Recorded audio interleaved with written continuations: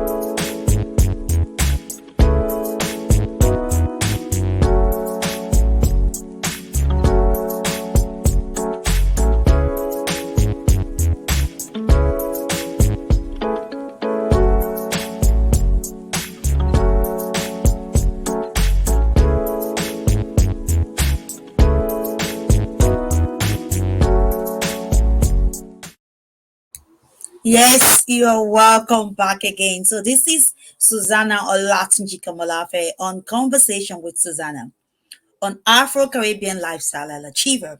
And this event is powered by the Afro Diaspora Center.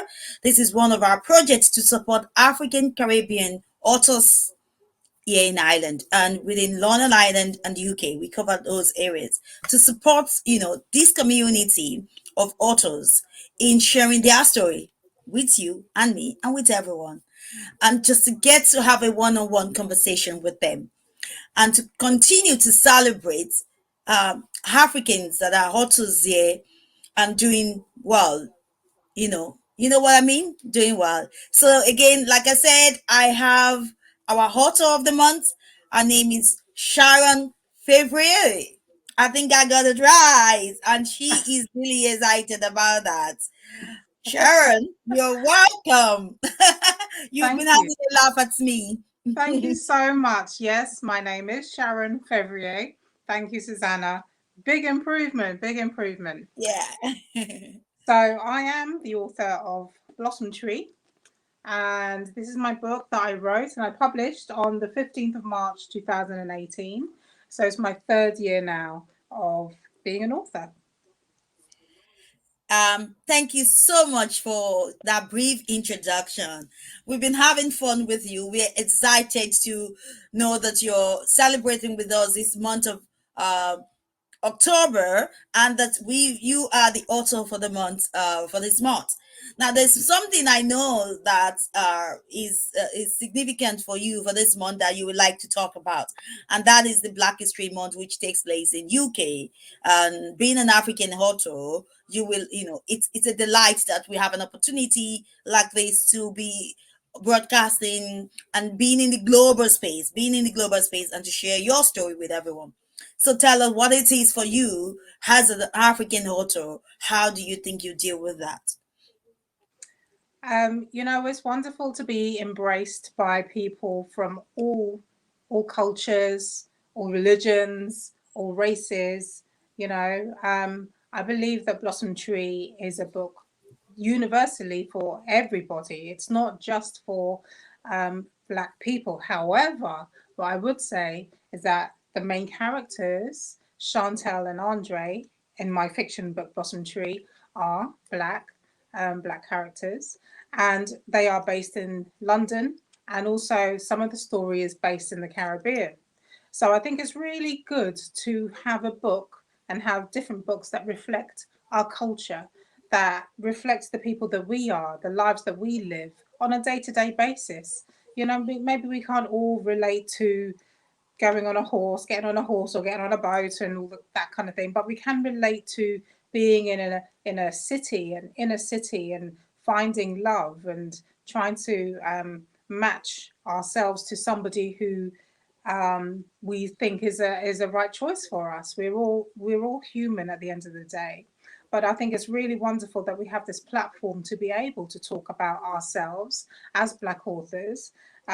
We all know that, Black authors who are self-published, myself, may not get the type of um, airplay, may not get the type of publicity that other authors may get, and they may have preferential treatment for whatever reason. But now it's time for us Black authors to step up and actually write our own story. We don't have to write stories about other people. We can just write stories about ourselves. We can write about our feelings, poetry about how we feel. We can write self-help books based on our culture and our identity, because we can't always identify with people from other races in different, just think about the food that we eat. Sometimes on a Sunday we cook different types of food than maybe people from a different race or ethnicity. And so it's about embracing who we are and showing the world who we are, and we're not going away, we're here to stay. That's what Black Yes. history is for me, to me. Yeah, that's what it Yeah, is. thank you so much for that. Thank you so much. Today, we're going to be talking about disaster dating to a romantic relationship. When you have a date that you can say, like, I'm sure there's so many people out there that can relate to this, that they've gone on a dating and they know that this is disaster. Like, I'm not going back to this. This is not going to happen again. And from that kind of relationship, imagine having that kind of that kind of disaster dating to a romantic relationship. Your book has tell a story of how it is possible to find yourself in a dating relationship, to go on a date with someone whereby you just lost all hope, but at the same time you can end up with a romantic relationship unexpectedly. Your book is out there. It has so many platforms for people to go and get it.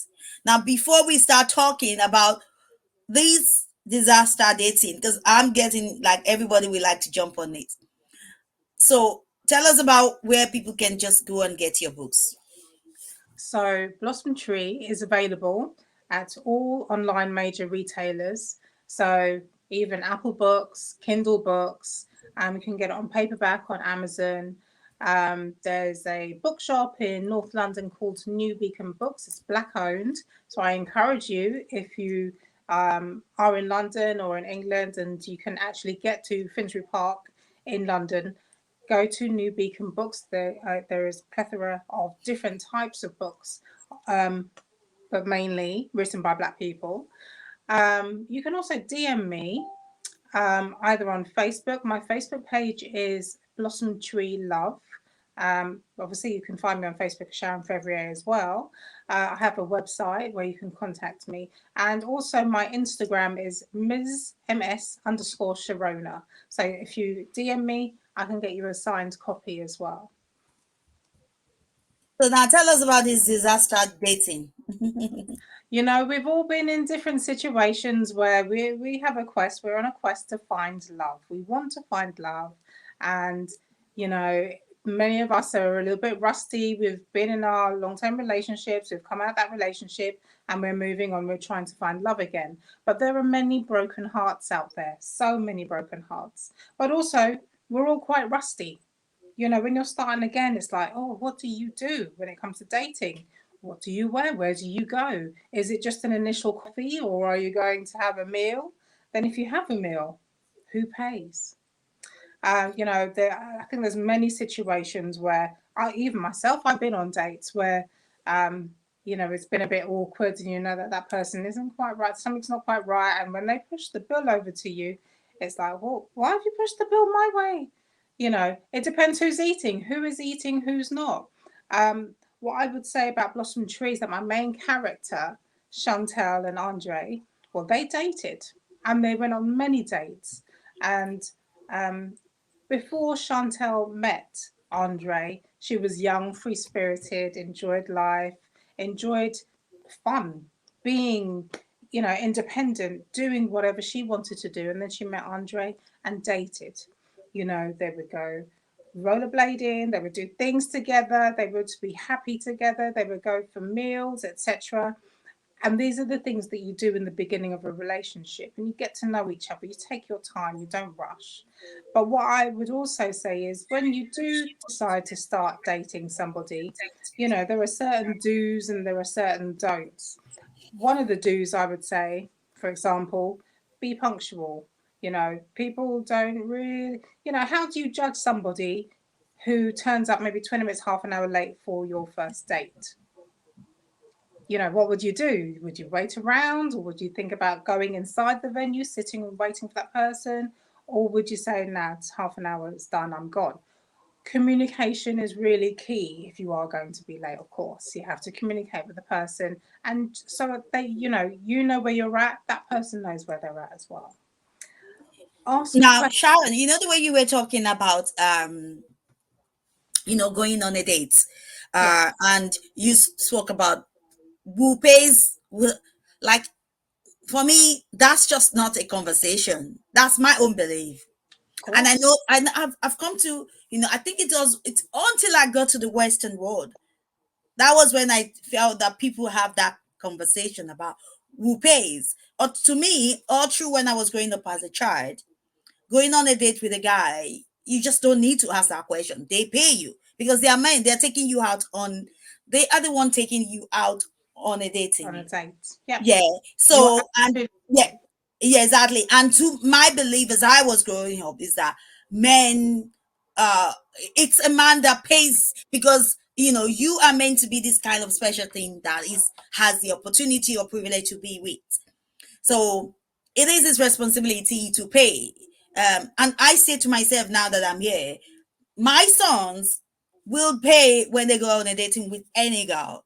Like, I make that, no, you pay. You are the boy. You're taking her. That shows that you care about her. Now I don't know what other people think. I don't know what you're thinking yourself, but that's my own opinion with regard it. It's just not a conversation. Like, You why know, should I pay?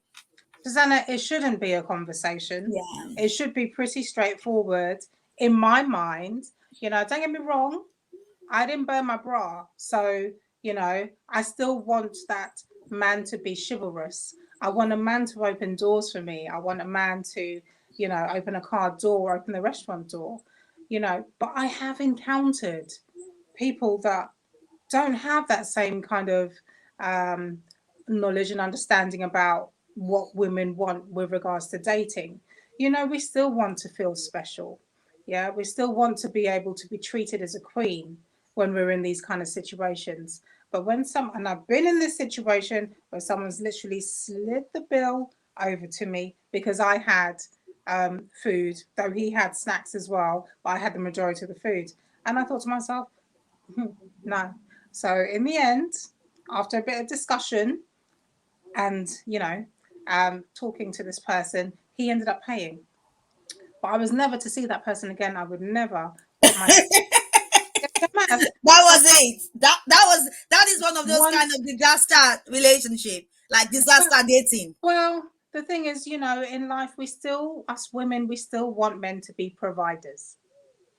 So if you can't even provide for me on a first date, how are you going to provide for me in the future when something happens and I need you to help me out financially, or I need you to be there physically? How are you then a provider? You're not showing me that you can provide. You're showing me that you want someone else to look after you. You don't know the etiquette when it comes to dating. And that's not the type of situation we want to find ourselves with. And though, it's easy to try to do our best to try and vet someone through, talking to them and spending time over the phone, etc. But it's not until you're face to face with that person do you really get a little bit more of an understanding of what that person's like. It takes time. And this particular person I met while online dating. And I tend not to do online dating, but this person I did meet online and I recognized quite quickly that actually he wasn't the type of person for me. So, what I will also say is when you do go out on dates, carry your Vex money because you might Yeah, find that you you're in a might find situation yourself, you want to go. You want to leave. You want to wait for that phone call. Your friend, you set it up so that your friend calls you at a particular time. Oh, I've got to go. Oh, okay. And then you leave. and then you like, anyway, for me, first dating, like, it's a must. That's the way I see it. Now when we get to know each other, and we are in, we've gone out to, let's say, 1 or 3 4 dates together, then I can pay. I don't have any problem then paying, because I feel that now we got to know each other. You invest. I at least have a bit of confidence that you can pay. So if I'm paying, I'm just reciprocating the love back to you, to say, I'm not putting this burden on you alone. Like, I can share with you as well. Because I believe that in any relationship, love, when you say you love someone, so love is about sharing. It's about sharing everything you have. So I'm not afraid to share, but I don't want to go on a date with you for the first time and then you just expect I have to do the paying for the meal. No. So tell me, what is the experience of this? What other experience do you think we can refer to as disaster dating, just as we're talking about? And I know your book has a lot that people can go. When people buy that book, Blossom Tree, if you're thinking of what are we talking about, we're talking to the author of Blossom Tree. So you can pick it up online in any, there's a lot of platform. We have it in our chat there that you can pick it. But when you just put Blossom Tree by Sharon Favorite, yeah, I got it. Yes. Favorite, yeah. You the spelling is there, guys. Go and check it. When you put it there, you can get the book. So I know we say we're talking about disaster dating, to a relation, a romantic relationship. So how did this romantic something then began to surface? Well, it takes time, I would imagine. Sometimes you instantly click with someone, you go on a date and you feel like there's a connection. And not only are you physically attracted to that person, and You, sexually, you are intimate, you but have this kind of, yeah, intimate, yeah, you romance for intellectually it. you might Yeah, have, connected with them. Yeah. connection. That's right. And I think that's really important. But sometimes, unfortunately, we have to kiss many frogs to get to that point where we do meet somebody that we're able to say, yeah, we can take it further, we can take it forward. And like I said in my book, Blossom Tree, very quickly, Chantel felt that she had a connection with Andre and they started to move their relationship forward. But what I would say, Blossom Tree is not a romantic book.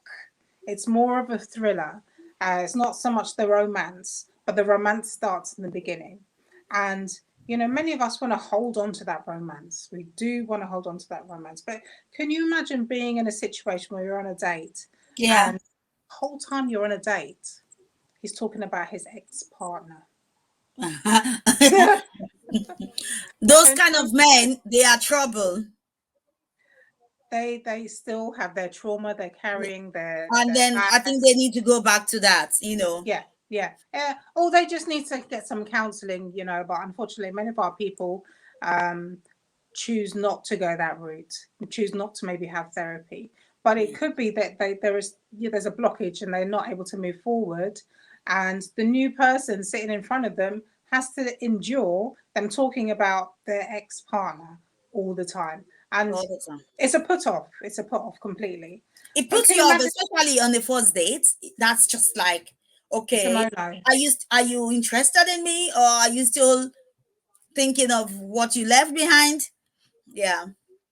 And Or you know that sometimes, until a man starts a new relationship, that they start dating, then they realize how, like, that, wow, they still want what they left behind, because they yeah. just can't move on.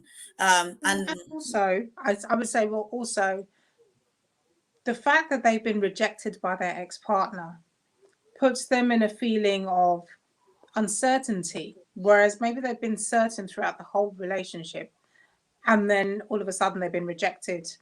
Their ex partner doesn't want them anymore. They carry that trauma with them because they think, well, why not? Why didn't we make it work? Why didn't she give me a chance? Well, there's reasons for that, but you don't want to be bringing that into your new relationship. That's for yeah, sure. you don't want to bring it, but like you're saying, I actually agree with you that, that was why I was saying that, until sometimes it's until they actually go on a date, and they start talking to that new person, and they're doing everything they can to show the new person that, look, I'm a good person, I do care about you, and they can see that they're trying so hard to prove that, and then they realize that this is just because of the experience they've had, Yeah, and that is why they have to keep pushing. And it could happen to a lady as well, you know that, you know. of course, of course. Another thing, meeting somebody, going on a date, and realizing that person is arrogant and continuously brags about what they have, what they do, where they live, what car they drive, how many holidays they've been on. Actually, it's also superficial. Don't you really want to get to know? Maybe when we were a lot younger, we'd be wowed, we'd be wooed by whatever they're saying. But at this stage where we're experienced, we're grown, we're mature, we want to know someone's character. We want to know if in 10 years' time we will still be together, still be talking, still be embracing each other in a relationship.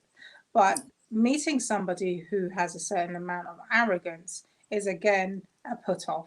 So It's a you have to put be off, very yeah. careful with how you're saying things about yourself, your achievements, etc. It's great to be proud and confident about who you are, what you've got, etc. But that's not everything about you. What's in your heart? What about your family, your friends? What about your passion, your desire for the future? You know, what about your fears, your anxieties? Talk about those. Not necessarily on the first date. You want to scare somebody off, but with time you'll get to know somebody and you'll be able to, have that kind of conversation. Yeah. But initially, don't brag. Don't brag about anything. Hmm. And I think first date should just be about knowing each other rather than about you. It should about both of you just trying to get to, like, say, like, get to know each other. I Yeah, want to get to know you, you want to get to know me. Just general talks on things that you really like, that you want to know about somebody when it comes to a relationship. So yeah, let's say when you wake up in the morning, what do you love to do? yeah. um what Also, kind of food, yeah. what kind of Also, clothing, family values. Does family values, and does all he those kind of even things. like his mother? Does he even like his mother? If he doesn't, red flag. That is something, yeah, but yeah, that is something that is unusual. But if he doesn't, then that's the problem for you. But it doesn't mean he won't love you anyway, because No, because the reason for not loving his mother could be something that has been rooted down to his own trauma, or what or it has happened. Because it's totally unusual when you find somebody that they don't really care about their mom or parents. It could be based on trauma or something that they've experienced. Wow. absolutely, Mm. absolutely. But it is something to be aware of. It is a big What kind red of flag. That respect? is a big red Yeah. flag. Yeah. Does somebody have respect for women? Just listen to how that person is speaking and Yeah. listen to how That's he speaks about other women. Does he Oh, have that is something I just don't like about any man. I can actually fall in love with a man that, that has this kind of humility in them. yeah, They are very humble. That is something that really attracts me to a man. Very humble. It just is something that extremely attract me to someone when I see that they're humble. They the way, and the way they talk, the way they, I just can't stand any man that brings a woman down, because I of always say to course. myself that if they show this kind of a character from the beginning, they will treat you just like that, Yeah. because that's the With way they see time it will you. happen. Yeah. That's the way they see you. The only time they will be good to you is when there's anything that sweetens their heart. After that, they just see you like any other woman, and they treat you just like that. Yeah. Yeah. So But yes, I've go ahead. also I've put more about this in my blog, my recent blog. Yeah, So that's what I wanted to say. That that yes, to say, like, you put up just your recent blog, which we already have on all our social media. And for those of you that doesn't, you can go to our Facebook page, which is the African Caribbean Authors Island. We have a Facebook page which you can go on to, and you see the blog there. It's there. I'm going to put it as well in this chat there live for you guys to go and have a look at it. So tell us about this blog, tell us about it. so with regards to this blog, my blog, dating disasters versus romantic relationships. it's about what things you can do, little tips that you can embrace really when it comes to dating, i.e., be punctual, don't brag, don't be arrogant, don't talk about your past and your previous relationship don't be over the top about it. So there's nice little nuggets within the blog that will help you if you are a little bit rusty, you haven't been on a date in a while, we've been in lockdown, so we've been in a different kind of state and a different state of mind. Take your time to get to know someone, be curious about them, ask them questions. So, my blog kind of goes into all of these different elements about things you can do when you're dating and you're dating for the first couple of times, just trying to get to know people again. So I encourage you to read it just to get some ideas. And of course, it relates slightly, somewhat to my book, Blossom Tree, where my couple, Andre and Chantel, dated and then embraced into a relationship. They grew and blossomed into a relationship.